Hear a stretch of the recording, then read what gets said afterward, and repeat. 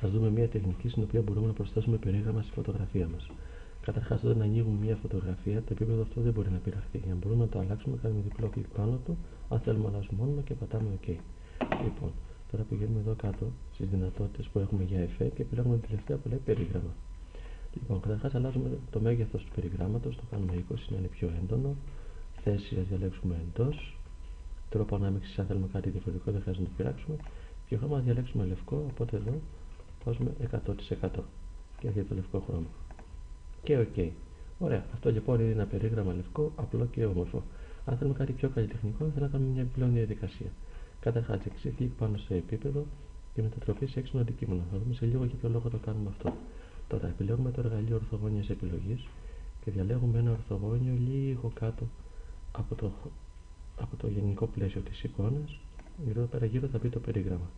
Πηγαίνουμε στο μενού επιλογή, αντιστροφή επιλογής.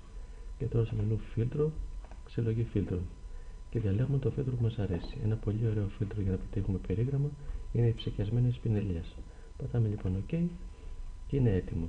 Αν θέλουμε να διώξουμε το λευκό που περισσεύει, πηγαίνουμε στο μενού εικόνα, ψαλίδηση, είτε χρώμα πάνω αριστερού πίξελ είτε χρώμα κάτω δεξιού πίξελ, το ίδιο πράγμα είναι. Όλα αυτά να είναι επιλεγμένα και OK. Και φεύγει το περισσευούμενο. Αν θέλουμε να είναι παραπάνω λευκό, μπορούμε να πάμε πίσω στον χρόνο και να μειώσουμε λιγότερο χιλοκινήτα. Δηλαδή, πώς το εννοώ. Εδώ, Ctrl-Z για ανέρεση, δημιουργούμε ένα πλαίσιο έτσι που να κρατάει όσο λευκό θέλουμε και πηγαίνουμε στο μενού εικόνα για περικοπή και μένει το μικρότερο. Λοιπόν, για ποιο λόγο το κάναμε έξυπνο αντικείμενο, γιατί τώρα μπορούμε να αλλάξουμε το φίλτρο κατά το δοκούν. Κάνουμε διπλό κλικ εδώ πάνω που λέει συλλογή φίλτρων και τώρα επιλέγουμε κάποιο άλλο. Μπορούμε να επιλέξουμε ας πούμε το πιτσιλίσμα. Μη σας ανενοχλεί που βλέπετε την εικόνα αλλάζει, μόνο το πλαίσιο γύρω-γύρω θα αλλάξει τελικά.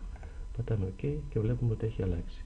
Ωραία, μπορείτε λοιπόν με διπλό κλικ εδώ πέρα να τα ανοίξετε ένα-ένα, έχει πάρα πολλά, παραμόρφωση, καλλιτεχνικό κτλ. Και να βρείτε αυτό που σας αρέσει.